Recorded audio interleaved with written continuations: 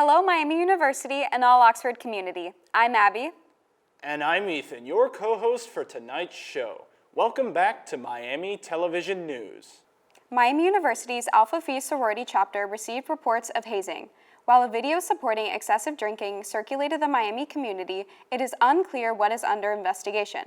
According to the Miami University website, if held accountable, this could mean suspension or dismissal, disciplinary probation, or required attendance in a substance abuse program.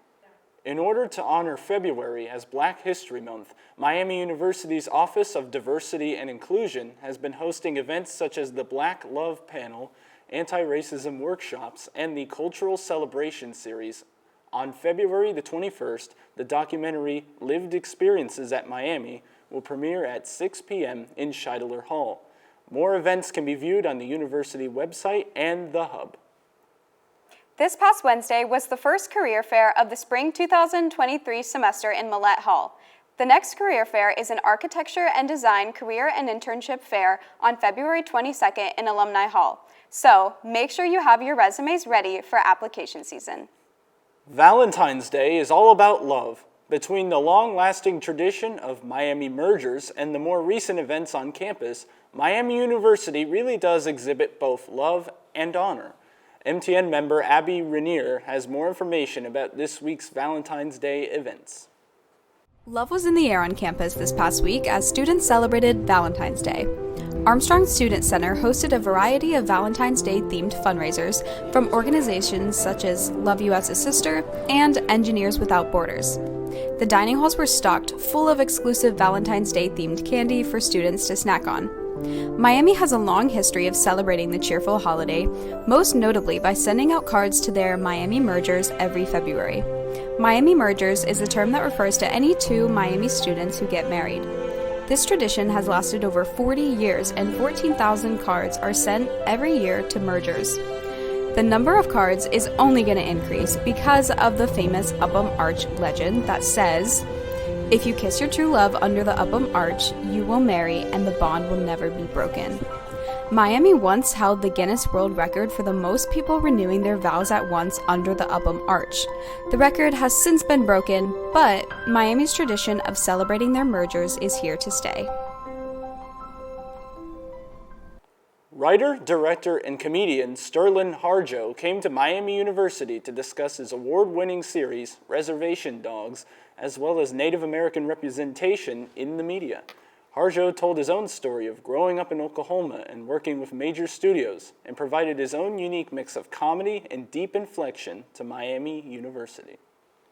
Last Sunday, millions of Americans tuned in to watch the Kansas City Chiefs come back to beat the Philadelphia Eagles in Super Bowl 57. Chiefs quarterback Patrick Mahomes took home the MVP, throwing 182 yards and 3 touchdowns on a bad ankle.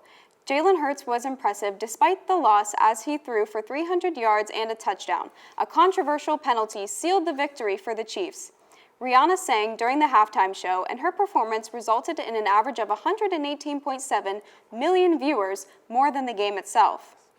Now here's Steven with Red Hawk Sports. Thank you, Abby. I wish I was here to recap a weekend of winning for Red Hawk Sports. Unfortunately, there were many losses, tough losses, across the board, especially for the basketball squads being this deep into the MAC season. The men's basketball team let a 14-point second-half lead slip away to Central Michigan last Saturday. 4 Redhawks were in double figures, including fifth-year guard Mekhi Larry with 18. The Chippewas rallied to take the lead in the final minutes thanks to 26 second-half free throw attempts. Larry had a good look to snatch the advantage back with 20 seconds to go, but it did not fall. The final score was 66-60 CMU. The Redhawks will be on the road this Saturday at Northern Illinois, but you can catch them on ESPN3 at 4:30 p.m. The women's unit fell at home as well. They matched up against Toledo, the conference's third-ranked team, in a 71-58 defeat. The contest was only a 2-point difference at the half, thanks to senior guard Peyton Scott leading the way with 18 points, including 5 made triples. However, her efforts was not enough to prevent a 16-3 Rockets run to start the third quarter. Sophomore guard Maddie Kluse made it interesting by closing the deficit to 7 with 4:50 to play. But the Rockets did not fold down the stretch. Like the men, the women's are on the road this Saturday, but their tip-off is in Buffalo at 2 p.m. Andrew, how's the hockey team looking this weekend? Thank you, Steven. The Miami hockey team took the ice last weekend on the road in Minnesota to take on the St. Cloud State Huskies. Unfortunately, Miami came up empty-handed on the road, tying in 2 hard-fought contests. In the first game, P.J. Fletcher stood of the day, scoring first for the Redhawks, making it 1-0 Miami. St. Cloud State followed up with 2 goals of their own, making it 2-1 Huskies. Miami would then tie it late in the second period with a goal from freshman Axel Kumlin, scoring on the power play, making it 2-2. Miami would come right back and score to take the lead, making it 3-2 from a quick goal by William Holland. The Huskies would come right back and score late in the third, which would eventually end the game with a 3-3 tie. In the second game of the weekend, the Redhawks and the Huskies couldn't shake each other. Scoring first was St. Cloud State early on in the first with a power play chance, making it 1-0 Huskies. The Redhawks showed a lot of effort and heart and scored late in the third period, the clutch snipe from John Waldron, ending the contest in a 1-1 tie. The Redhawks have a chance to get back to their winning ways this weekend here at Goggin when Miami hosts its NCHC rival in Omaha. First game is this Friday at 7:05 p.m. and the second is Saturday at 5:05 p.m. Attendance is mandatory.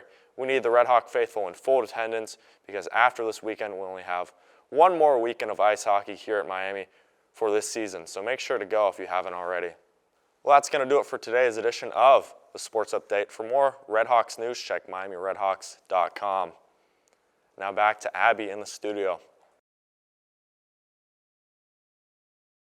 Thanks, Andrew. Miami University's Barstool Sports Instagram account was recently restarted. Barstool Sports is an American pop culture blog that is not affiliated with Miami University. The original Barstool MU Instagram page was suspended late last semester. On December 5, 2022, Barstool MU's Twitter account tweeted that their Instagram had been temporarily suspended. An exact reason was not disclosed. You can find the new account at Barstool Miami U. Thank you for tuning in to our first show of the spring 2023 semester. I'm Ethan. And I'm Abby. And don't forget to follow us on Instagram at MiamiMTN.